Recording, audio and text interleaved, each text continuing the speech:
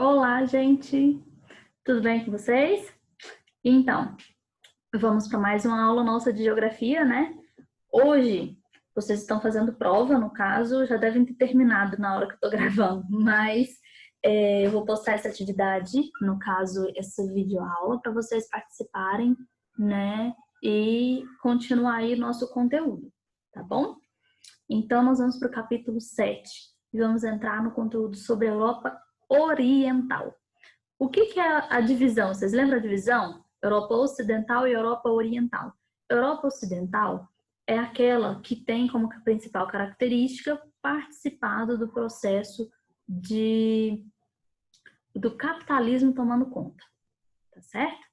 E a Europa Oriental, ela é principalmente relacionada ao socialismo que ficou tomando conta aí durante a Segunda Guerra, depois da Segunda Guerra Mundial, no caso a Guerra Fria, tá certo? Isso nós estudamos lá no 8º ano, repetimos um pouquinho agora e vamos conversar novamente sobre Guerra Fria, tá certo? Nessa parte aí, ó, no livro de vocês, a página 380 e 381, ele tem essa imagem. Olha só que bonito. Essa imagem é muito interessante, né? Ele é bem diferente, bem característico lá da região. Então, são castelos formados de forma diferente, em que não é aquele castelo europeu que a gente tem de ideia, né? É muito colorido, muito bonito e enorme, gigantesco mesmo. Se vocês forem observar o tamanho dos carros que tem aqui, ó, para o tamanho do monumento em si, olha lá. É surreal isso, né? E realmente é dessa forma, e bem brilhante, bem colorido mesmo, tá? Meu primo chegou aí lá e mandou algumas fotos pra gente de encantar. Então, lógico que esse turismo ele foi mais enfatizado depois que aconteceu a Guerra Fria, mais precisamente quando a Rússia sediou a Copa do Mundo, tá? Que aí fervilhou mais gente nessa região, certo? Mas nós temos aí características culturais marcantes dessa própria região, uma população diferenciada, com características marcantes aí, né? E esses monumentos muito marcantes em que vem de um período em que era socialista, tá certo? Então, o sistema socialista na Europa Oriental. Na página 382, nós vamos falar aí sobre a influência do socialismo que ocorrida no passado, né? Ainda pode ser observada nas paisagens e nas cidades da Europa Oriental. Então, alguns monumentos, muros, estilos arquitetônicos, memoriais, atestando um passado histórico na zona de influência política e cultural da União Soviética, né? Nós temos aí uma Europa Ocidental, eles passaram por enfrentar dificuldades econômicas e hoje em dia ainda enfrentam dificuldades econômicas devido a essa herança que aconteceu aí de participar de um sistema socialista, passar para um sistema capitalista e ainda está meio capengando a situação, tá certo? Meio bagunçada ali. Deixa eu mudar para cá aqui. Meu marido e sua bagunça. Olha só. Então, nós temos aí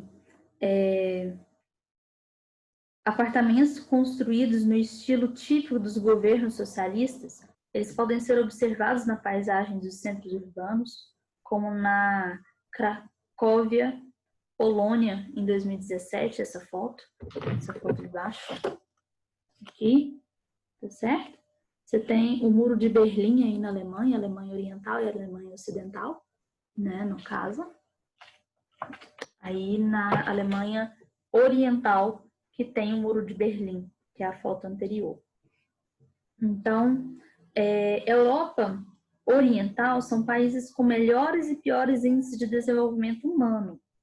Então, nós temos aí a Eslovênia, que está em 25º lugar, né? A posição no ranking, no valor de IDH, ela está com IDH melhor.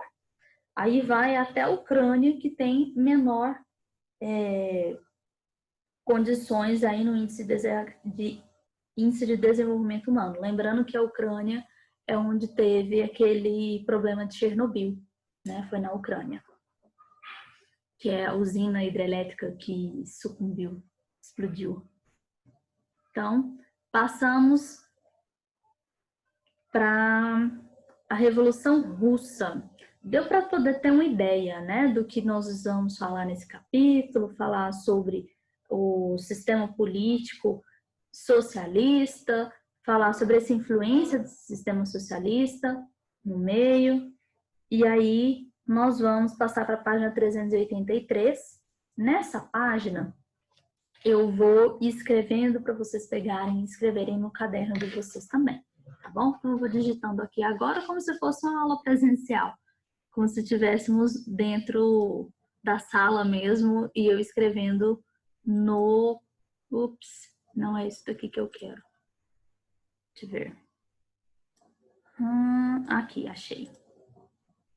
Então, como se estivéssemos dentro de uma sala de aula mesmo. Eu vou continuar aqui passando para vocês, como se estivesse lá digitando no quadro, escrevendo no quadro, tá bom? Então, a Revolução Russa, certo?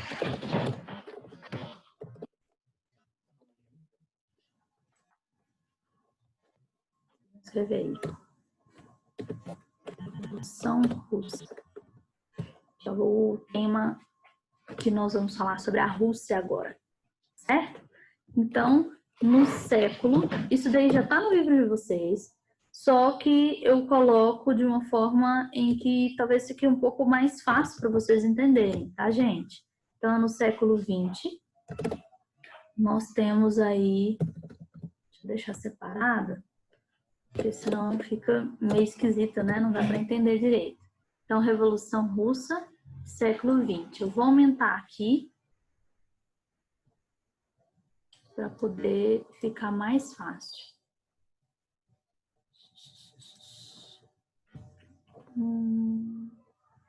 Exibição, colocar largura da página e vou aumentar a fonte para poder ficar mais fácil para a gente.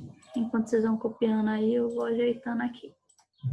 Então, vou colocar uma fonte um pouco maior e daqui por diante, fonte 12.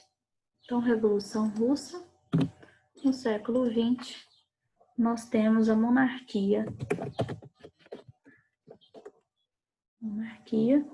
dos czares. Tá? Então, era a monarquia. Então, são reis, rainhas nesse período. Tá certo? Nessa parte, esses czares, né, era tidos, em vez de ser rei e rainha, era colocado como czar. Tá certo? O nome que muda, a nomenclatura.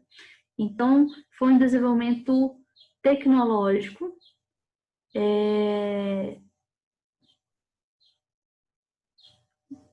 um sistema político monárquico, né, considerado pelo poder dos czares. Apesar de ser uma potência militar em expansão, o Império Russo ele encontrava-se em um estágio atrasado, tá? Então, encontrava-se em estágio atrasado em relação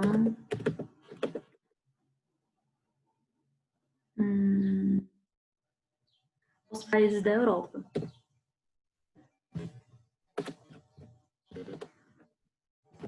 Ocidental, certo? E aí, tanto questão tecnológica, principalmente, é o que vai ter diferença aí desses países. Então, encontravam-se em um estágio atrasado em relação à Europa Ocidental. A Europa Ocidental já estava num processo de industrialização, primeira, segunda industrialização, coisas do tipo, tudo fervilhando, muita tecnologia, e passamos até aí uma Europa oriental, no caso que tinha uma influência muito grande da Rússia, em que ainda estava meio que capengando nessa parte, tá certo? A Revolução Russa, a Rússia em si, ela estava num processo bem capengando aí, tá bom? Então, nós temos muito analfabetismo. Então, Vou colocar um sinalzinho de mais que dá para entender que é muito, né? Muito analfabetismo. Analfabetismo. E nós temos menos concentração. Ele tem mais pobreza, maior quantidade de pobreza nesse período.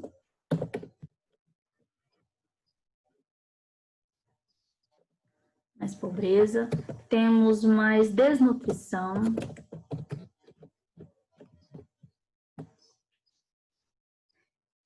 Era uma economia voltada para a agricultura.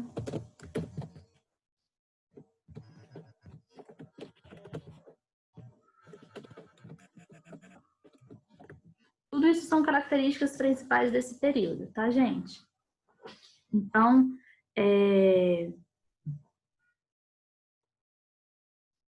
as fábricas de São Petersburgo eram muito precárias. Então, as fábricas nessa região, elas eram bem precárias mesmo. E aí, a situação dos operários era muito complicada. Por essa situação ser muito complicada, esses operários passaram a ter influências de teóricos, né, relacionados ao sistema socialista, tá? Então, nós estamos falando de um período em que, do início da Revolução Russa. Então, um período em que tinha monarquia, eram os czares, em que tinha um analfabetismo muito alto, a pobreza era muito alta, a desnutrição era alta, a economia ela era voltada toda, quase totalmente para a agricultura, eram poucas as fábricas, indústria, não tinha uma industrialização tão forte quanto a Europa, certo? E aí, essa população se volta contra o governo, ok? E aí começamos aí as fábricas de São Petersburgo. Isso é algo muito importante para a gente colocar aí, tá bom?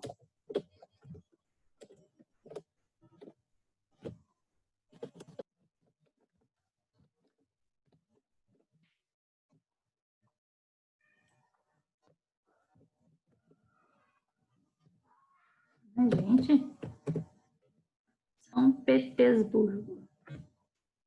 Certinho.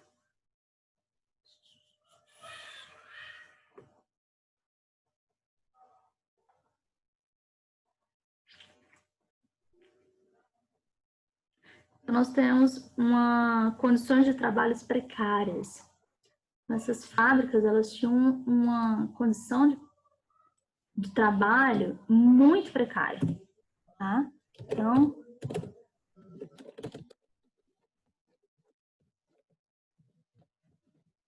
formando o quê? Uma população em que ela queria, na verdade, ter um governo, né? Em que ele era muito severo, muito rígido. Não era o governo, era a monarquia em si. Os czares eram muito rígidos. E essa população ela vai contra os czares. Então você tem a Primeira Guerra. Então na Primeira Guerra, ele é muito... Isso não tem no livro, tá? Eu tenho. Tem sim. Na Primeira Guerra, o Império Russo se juntou aos aliados, que eram contra os impérios centrais, né? Apesar da vitória dos aliados, eles não receberam o que eles queriam. A participação russa foi marcada por derrotas para os exércitos alemães, como campos de batalha, morte de milhões de russos, aumento assim a insatisfação da população. Então, os alemães atacaram a Rússia acabou perdendo muitas pessoas e não teve o que eles almejavam de melhorias, né, após essa Primeira Guerra Mundial, tá certo? Então, vocês vão colocar aí Primeira Guerra, que marca aí, com morte de milhões de russos.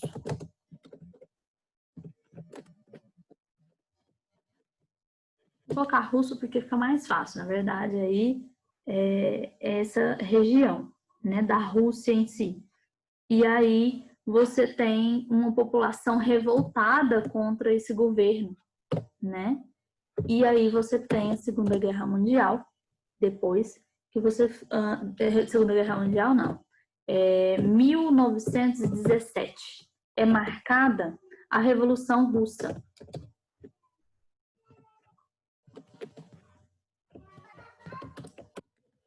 Então, você tem em 1917 a Revolução Russa, tá? E é uma revolução socialista.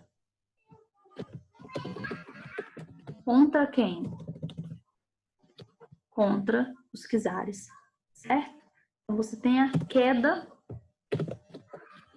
do czar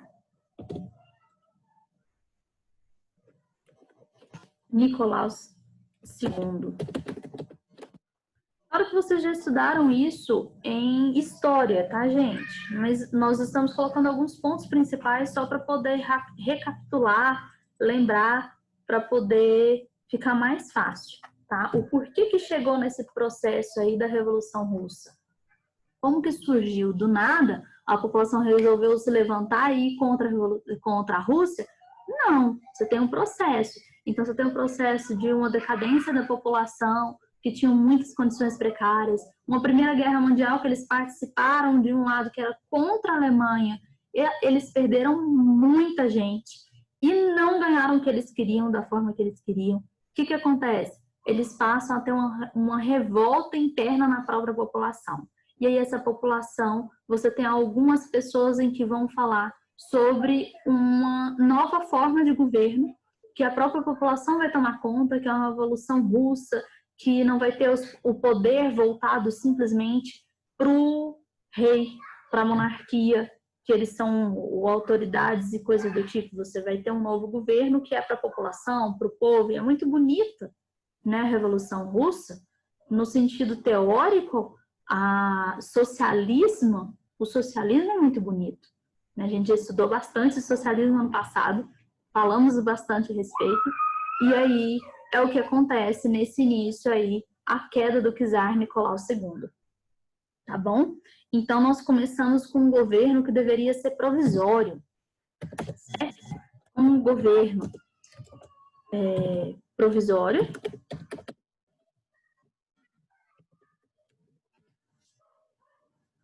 que falhou. Então, é a retirada da Rússia da guerra, tá certo?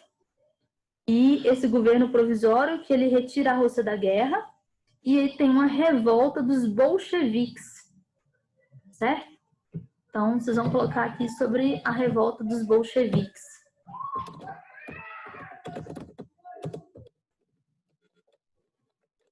Esses bolcheviques é liderado principalmente por Stalin Lenin. Lenin, ele é um dos fundadores em si dessa questão da Revolução Russa, de mover essa população para esse sistema socialista, tá certo?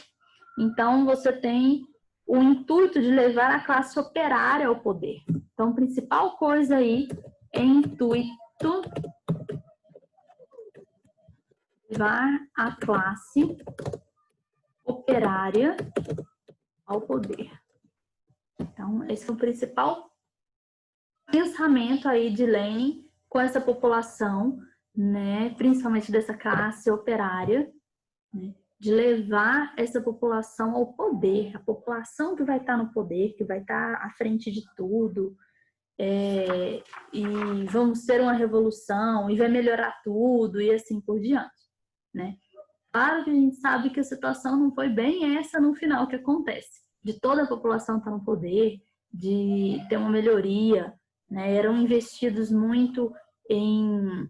Quando ele chega ao poder, realmente, você tem uma mudança muito grande em relação a o que é a teoria e o que é a prática, né, gente? Olha só, eu tô lembrando, falhando um pouquinho, mas é porque eu tô lembrando do Domingo Sangrento, que Domingo Sangrento é nesse período dos monarcas aqui, da monarquia, em que juntou toda uma população russa para poder ir contra os czares. E aí o czar mandou matar todo mundo em praça pública. E era um domingo. Então dizem que o domingo ele tem esse ar meio melancólico, meio triste, ruim, por conta desse acontecimento que aconteceu ali. E aí todo mundo, a gente sente um pouquinho essa tristeza de tantas pessoas que morreram, tá? Então, a Revolução Russa aí acontecendo, e você tem, em 1917, você tem a instauração de um governo unipartidário. Você tem apenas um partido, não pode ter mais de um partido, não pode ter nada do tipo. E é um sistema político, econômico, socialista sendo fundado. Então, o objetivo inicial de Lenin era o líder, né, desse governo da Rússia, entre 1917 e 1918, era a internacionalização da revolução. O intuito era levar a classe operária ao poder, tá bom? Então, as atenções iniciais do governo estavam voltadas para tratados de paz que consolidavam, né, a saída do país da guerra, no caso da Primeira Guerra Mundial. Então, a perca levou várias percas de território, teve vários problemas aí em relação a isso. Isso tudo está na página 384, tá, gente? Do livro de vocês.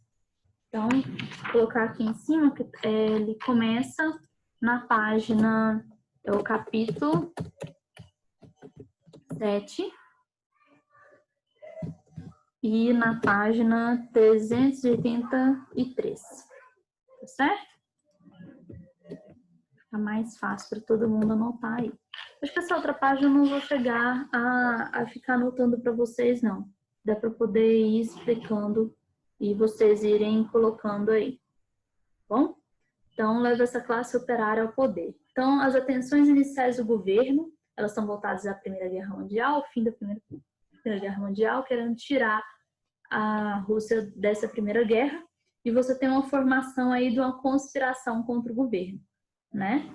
Então, a formação da União das Repúblicas Socialistas Soviéticas em 1922.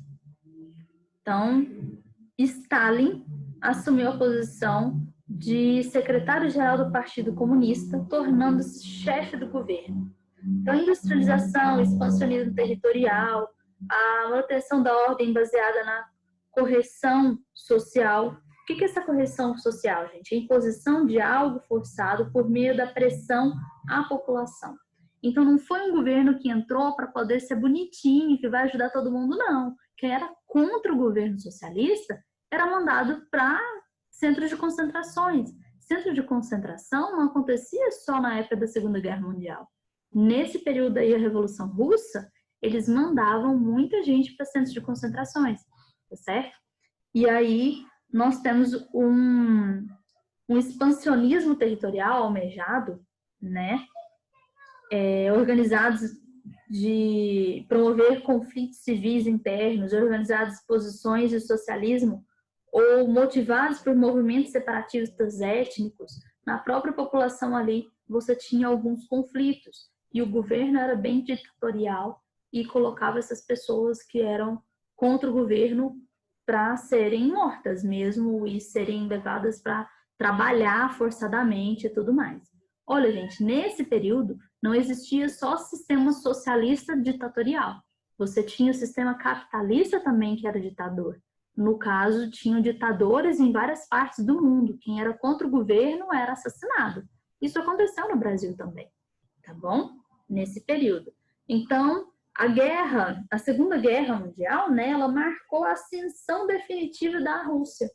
De que forma? A Rússia se juntou ali com a Alemanha, fizeram uma parceria de não atacar uma com a outra. E a Rússia passou a pegar territórios, principalmente europeus e outras regiões, e ter sua expansão, tá bom? Então, o fim da guerra, né, da Segunda Guerra Mundial, não houve um acordo de divisão territorial, né, entre os Estados Unidos e a Rússia. Então surge a Guerra Fria.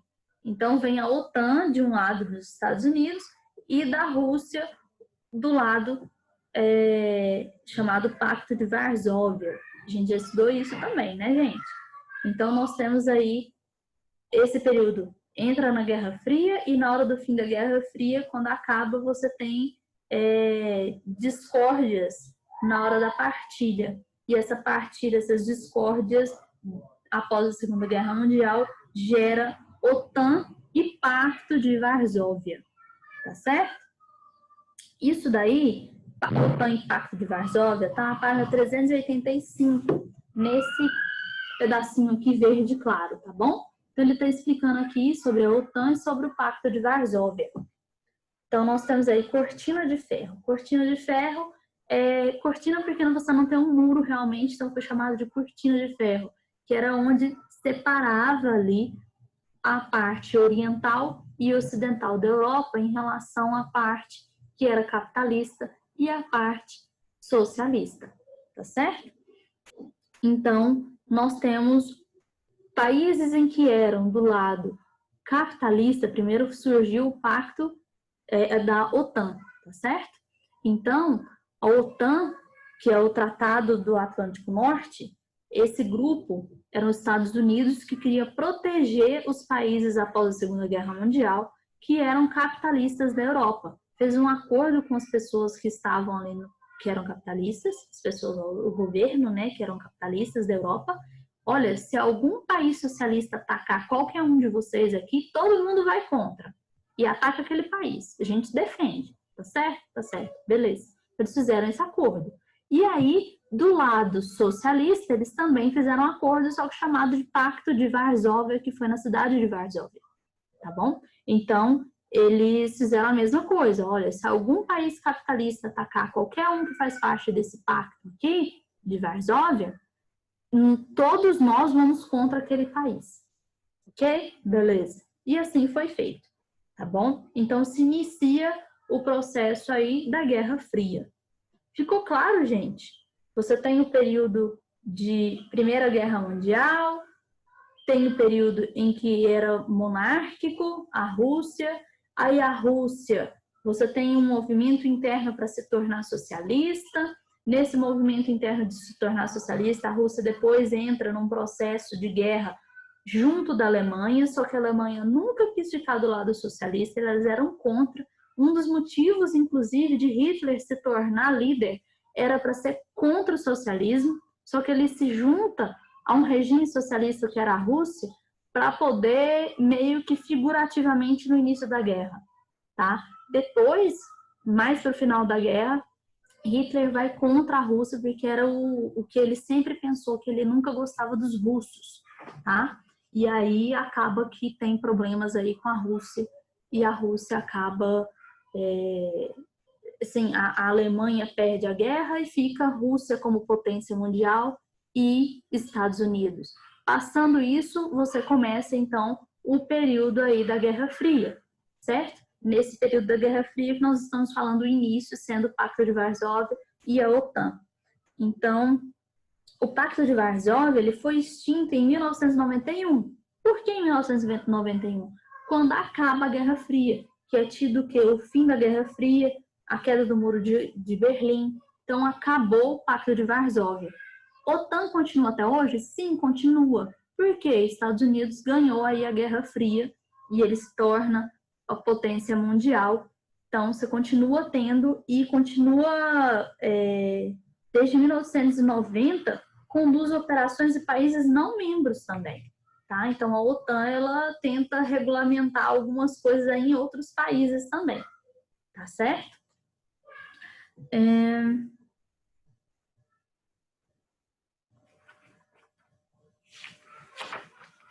Deixa eu ver até onde nós vamos. Apogeu e queda do socialismo.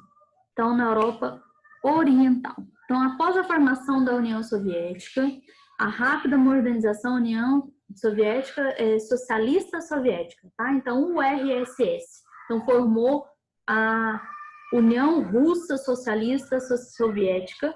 Você tem a modernização de 1920 e 1950. Isso está na página 386. Todos esses dados que eu estou falando estão todos no livro, tá? Tá grifadinho, tudinho no livro, certo? Se depois for o caso, a turma de vocês não gosta muito que eu fique escrevendo muito no quadro, coisa assim, né?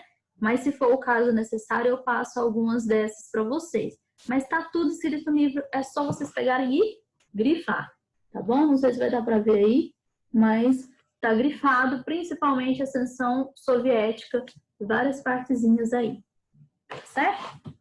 Então, nós temos aí maior crescimento industrial do mundo acontece. Então, a ascensão soviética, o apogeu e a queda do socialismo, né? Após a formação da União Soviética, no caso, formou-se o início aí da União Soviética, certo? Nessa Revolução Russa, tem a Revolução Russa, formou a União Soviética. Então, nós temos uma modernização rápida, tá? Maior crescimento industrial do mundo passa a ser a Rússia, sai de uma monarquia atrasada para uma superpotência econômica e militar. Você tem o controle do Estado, então o Estado ele tem o controle de tudo, na economia, nos meios de produção, o que vai ser produzido, quando vai ser, qual a quantidade de produtos, recursos naturais, todos os recursos naturais são do governo. A infraestrutura, por exemplo, meios de transporte, que na verdade a Rússia é muito forte em questão de trilhos de trem. Por que trilhos de trem, gente? A Rússia é frio pra caramba, muito, muito frio. Você vai colocar um monte de caminhão sendo transportado, tendo que tirar a neve o tempo inteiro de estrada. Ou então você vai colocar um monte de barco que não pode ser navegado, porque não pode navegar porque tá tudo com gelo, né? Os rios, os lagos, não dá.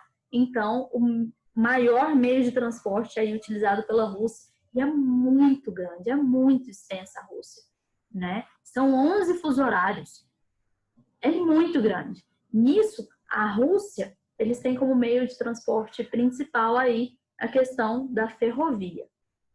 Tá certo? Então, eles saem de uma monarquia atrasada e passam para uma potência, uma superpotência econômica e militar, com todas essas coisas aí, essa infraestrutura, coletivizou a agricultura, ou seja, todo mundo pode plantar, todo mundo tem pedaço de terra para poder plantar. Não tem um dono específico da terra. Tem abundância de recursos naturais, né, a Rússia, e tem um desenvolvimento no setor metalúrgico e siderúrgico. Tá certo? Isso tudo está no livro de vocês, ok? Então, nós temos um plano político da União Soviética que ela funcionava como um estado de partido único, formado por pela União de Repúblicas Socialistas. Então, todas as uniões de repúblicas socialistas se uniram e se formaram em um partido apenas. Tá bom? Você não tem como votar diferente. É só esse governo e pronto, acabou, eles que mandam e você obedece. É isso daí que estava formado ali. Então, a reforma agrária na Rússia. Como que se deu essa reforma agrária? Essa reforma agrária está na página 387. Ele tem o uso coletivo do espaço rural. Não tem um dono específico para a terra, todo mundo pode ir lá e produzir. Então, tem um controle do petróleo, mas o que vai ser produzido vai ser destinado, vai ser designado pelo governo. O governo vai falar quem vai produzir, quando e como, quais os insumos, o que vai utilizar. Isso é tudo disponibilizado pelo governo, tá, gente? Não é assim, eu quero produzir tomate, o governo está mandando produzir batata. Não, você vai produzir batata. Se não produzir, você vai preso, vai ser levado para centro de concentração. É isso aí. Então, o controle do petróleo, então, pelo Estado, né, o preço, o gênero agrícola também era tudo monitorado. Então, tem as cooperativas, né, que eram feitas aí. Então, era uma renda distribuída aos trabalhadores e ao Estado. Tá? Então, era distribuída essa renda, o que era pego, o que tinha de arrecadação, era distribuído aí pelo Estado.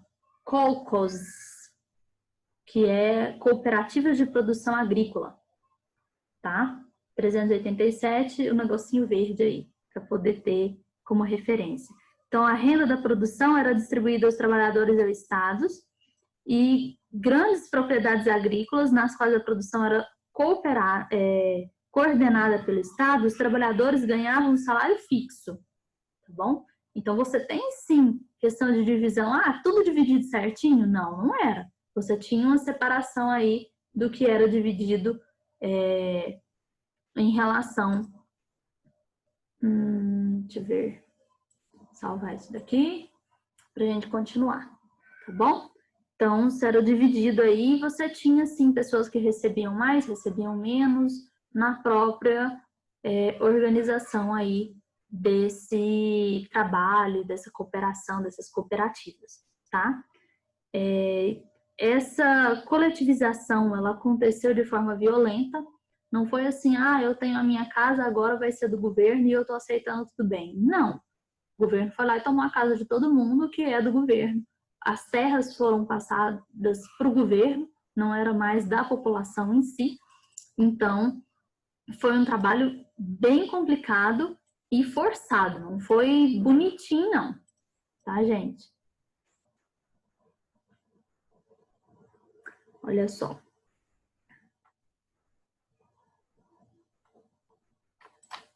Então, nós temos uma coletivização, né, que de forma violenta, regulação sobre a produção, concentrando subsídios e comandando os preços dos gêneros agrícolas, o que se ia produzir, o que não ia. Uma baixa produtividade agrícola foi um dos fatores que provocou o fim do socialismo. Então, o socialismo, eles pararam de produzir tanto produtos agrícolas para a população comer até, e passaram a produzir armas. E isso daí gerou o quê? O fim da Guerra Fria. No caso, a Rússia perde poder em relação à própria população e contra o socialismo que estava acontecendo ali, tá bom? Você tem a abertura do capitalismo na década de 1990, o setor permaneceu bem complicado aí a situação nesse período. Então, 387, vamos para a Guerra Fria, tá? Eu acho que a aula está quase acabando, gente, eu não tenho certeza, mas eu vou continuar, tá? Então, você tem um controle militar rígido sobre o seu território e influência sobre todo o bloco socialista. Tudo que acontecia, todo mundo, às vezes até o que estava pensando, o governo estava sabendo, né? Você tinha meio que espiões em volta para saber o que estava acontecendo ali dentro e tudo mais, tá? Durante 4 décadas, a União Soviética competiu com os Estados Unidos em praticamente todos os campos. Além de ser o país mais extenso do mundo, a Rússia possuía o mais vasto arsenal nuclear e um exército preparado para uma guerra, com as forças estadunidenses, fosse por ar, fosse por terra ou mar, você tinha poder militar aí para poder enfrentar. Infelizmente, o conflito direto entre os países felizmente, na verdade, infelizmente não. Felizmente, o conflito direto entre os dois países nunca aconteceu, tá? Mas você tem um país em que, vocês perceberam que era um país que não tinha produção nenhuma de armas e passa a ter uma industrialização mais acelerada, e na hora do fim da Segunda Guerra Mundial, eles perderam população, perderam armamentos por guerras, por conflitos e tudo mais. O que acontece? Eles passaram para uma Guerra Fria em que eles produziram muita arma, mas muita arma mesmo. Nessa produção acelerada de armas, eles tiveram que tirar produtos agrícolas, deixar de produzir produtos agrícolas para investir em produção de armas. Deixaram de produzir remédios, medicamentos para a própria população, investir em saúde, investir em educação, para produzir armas, para produzir tecnologias para chegar à Lua, né? Então, você tem todo um sistema voltado para poder ganhar a Guerra Fria. Isso daí se tornou o colapso da União Soviética, ok? Vamos lá. Repressão e genocídio é outro tema importante. Nós vamos continuar na próxima aula sobre essa parte do colapso da União Soviética, tá certo? O que a gente começou foi do início da União Soviética, passamos por alguns pontos principais. Tem muitos casos aí sobre a União Soviética em si que vocês vão dar conta de falar muito melhor do que eu até, pelas aulas de história, acredito eu. Eu não tenho tanto, a gente não aprofunda tanto na União Soviética, na formação, nisso tudo, porque você já tem esse conteúdo em história. Então, ficar repetindo novamente, não.